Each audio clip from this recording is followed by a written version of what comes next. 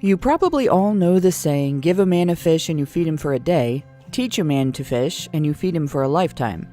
Though often attributed to the Bible, the Torah, or ancient Chinese philosophers, it actually traces back to a novel titled Mrs. Diamond, published by Anne Ritchie in 1885. The original phrasing was, if you give a man a fish, he is hungry again in an hour. If you teach him to catch a fish, you do him a good turn. The commonly accepted meaning behind that statement is that while it's compassionate to give someone momentary assistance when they're in need, it's better for them if you're able to teach them a skill they can use to meet that same need independently of your assistance. Faced with a hungry person who has no resources, the best thing to do is both. Give assistance to overcome the immediate problem of hunger, but also help the person develop an ability to provide for himself, so that he doesn't have to rely on anyone's goodwill. If you're a regular listener, you've probably heard me describe that as practical compassion, or compassion tempered with a mindful sense of the full results of one's charitable effort. So, what kind of person would convince an entire demographic that anyone offering to teach them an independence-enhancing skill set is oppressing them?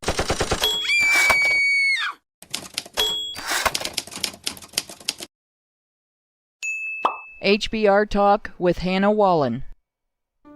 Our regular listeners have probably heard me point out more than once that human atrocity begins with the false compassion of the pompous aristocracy, who consider themselves superior and declare the, quote, inferior masses their burden, unable to make their own decisions or provide for their own welfare. The pompous aristocracy feel entitled by virtue of their professed responsibility for and generosity to the masses to rule over them. Recently on HBR Talk, we pointed out how this, combined with manipulated tribalism, can lead to or facilitate state violence. There's another direction it can go, and we're seeing it all over Western civilization. A massive grift around dependence culture. Anyone who tries to persuade you to believe that your greatest hope should be to live as a recipient of someone else's generosity is not your friend. That person is telling you that you face hard limits to your potential, which should impose hard limits on your ambition. That while there are millionaires and billionaires who are part of your civilization, you can never have more than what multimillionaire politician Nancy Pelosi refers to as crumbs.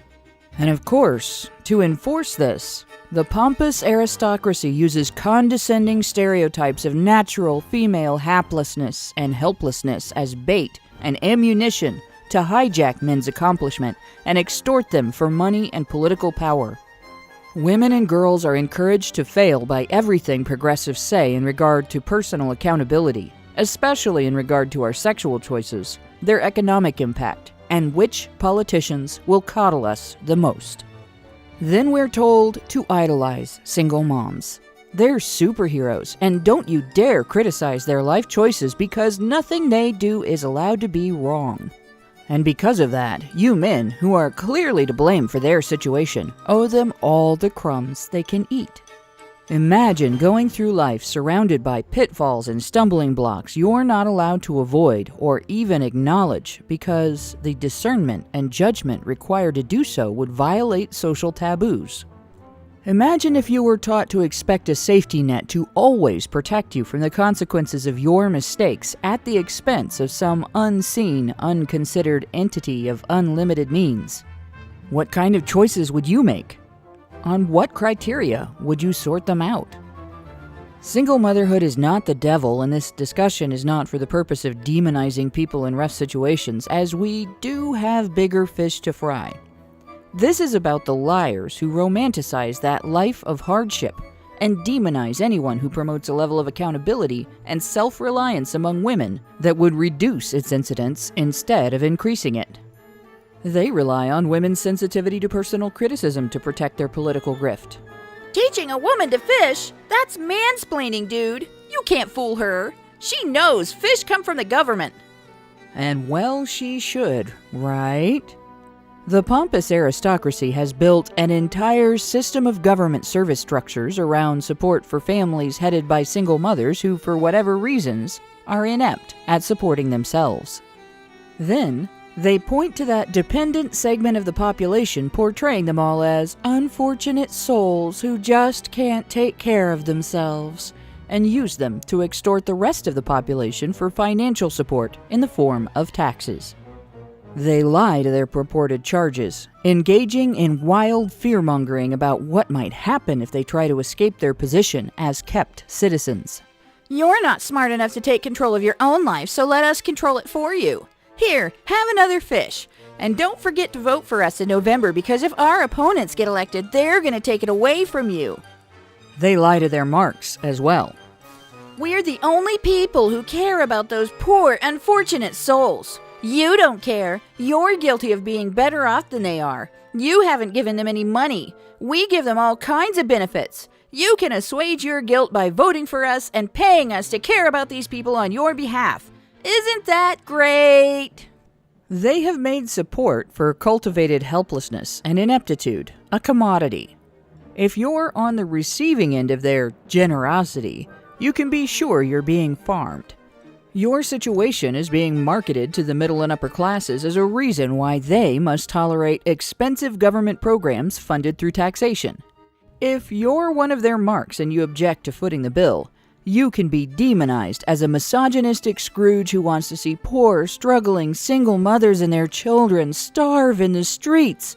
What kind of monster would have such an attitude? That's as opposed to pompous, aristocratic multimillionaires professing their generosity at your expense and to the detriment of their alleged beneficiaries, which is totally not monstrous. So what if they have to cut their beneficiaries' ambition and autonomy off at the knee? After all, they're the good guys. They're being compassionate. They're acting out of love and understanding.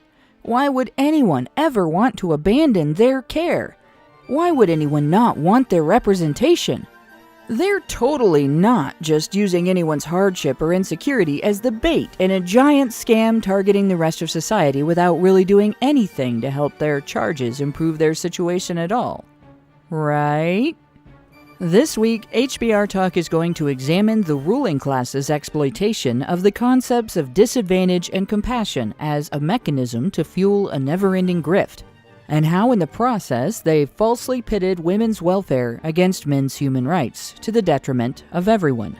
The discussion streams on multiple platforms. You can tune into the live stream via the link in the low bar, or find other viewing and listening options on HoneyBadgerBrigade.com.